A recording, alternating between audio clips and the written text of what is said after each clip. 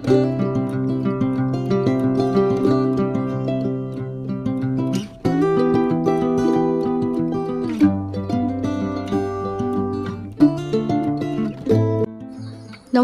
কেমন আছেন সবাই? আশা করি আপনারা সবাই অনেক ভালো আছেন। আমার নতুন একটি ব্লগে আপনাদের আরও একবার স্বাগত জানাই। আজকে দেখুন বাইরেটা কী দারুণ লাগছে, পুরো আকাশে ভরা মেঘ, তার সাথে আবার একটু হালকা রোদও আছে, যেটা বেশ ভালোই লাগছে। কিন্তু গরমটা আগের মতন সেরকম নেই, খুব হালকাই গরম। তার মধ্যে দেখুন এই গাছগুলো কী সুন্দর বেড়ে উঠেছে, দেখেও কিন্তু সত্যি মনটা একদম ভরে যায়। কিছু কিছু চারা গাছ আছে যেগুলোকে অন্য টপে ট্রান্সফার করতে হবে। তার মধ্যে দেখুন মেথি শাকগুলো, সেই মেথি বীজ ফেলেছিলাম যে জলটা খাওয়ার পরে সেই বীজটা ফেলার জন্য এত সুন্দর করে গাছটা হয়ে উঠেছে। আমি একটা গ্রো ব্যাগ অর্ডার করেছি, বেশ চওড়ায়, বেশ ভালো বড় হবে। ওটার মধ্যে ভাবছি বিভিন্ন রকমের শাক রাখবো। আমি আবার বীজও অর্ডার করেছি, দেখি কটা দিনের মধ্যে 30 তারিখের বীজগুলো আসার কথা আছে।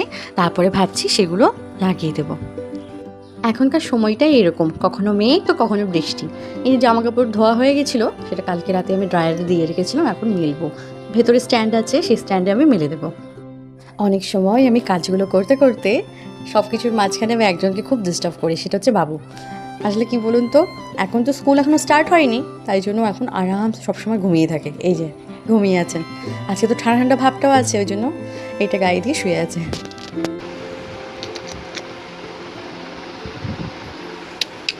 ওতো ওতো ওতো ওতো ওতো ওতো ওতো ওতো ওতো ওতো ওতো ওতো ওতো ওতো ওতো ও বাবা, ও বাবা, ও চলুন, ওকে তো ওঠাতে পারলাম না, এখনও উঠতে উঠতে মিনিমাম 10:30 11টা।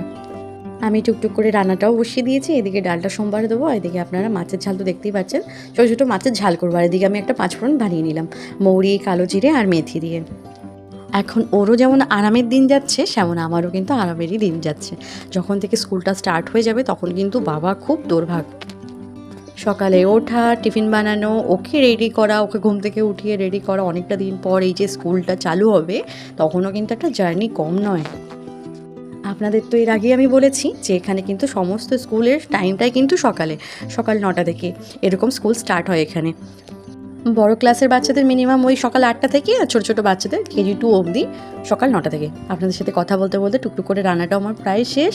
এদিকে মাছের ঝালটা রেডি, তার মধ্যে করেছি এই যে ডাল, আর করেছি হচ্ছে আপনার উচ্ছে দিয়ে আলু দিয়ে ভাজা আর ভাত। এই হচ্ছে রান্না, ব্যাস রান্নাটাও রেডি।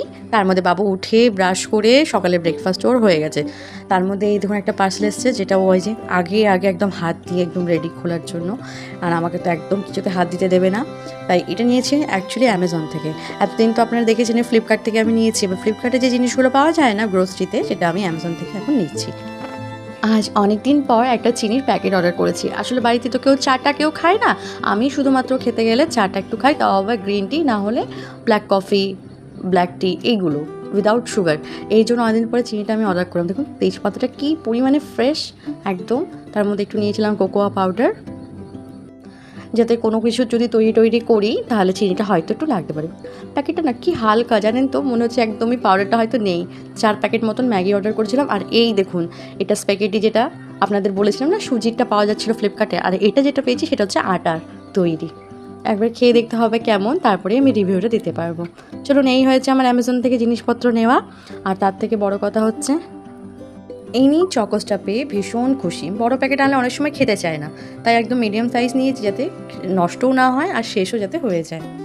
এখন বাজে বিকেল 5টা মতো। দেখুন বাইরের কি অবস্থা।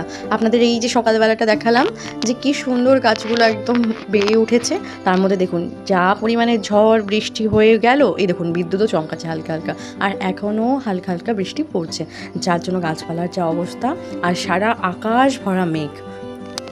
চলুন তাহলে আজকে ব্লগটি এখানেই শেষ করছি। ভালো লাগলে অবশ্যই করে লাইক, শেয়ার অ্যান্ড সাবস্ক্রাইব করতে ভুলবেন না। জানাবেন কেমন হয়েছে ব্লগটি। ভালো থাকবেন সবাই, সুস্থ থাকবেন সবাই, সাবধানে থাকবেন সবাই। দেখা হচ্ছে খুব শীঘ্রই নতুন একটি ব্লগে। ধন্যবাদ সবাইকে, ভালো থাকবেন সবাই।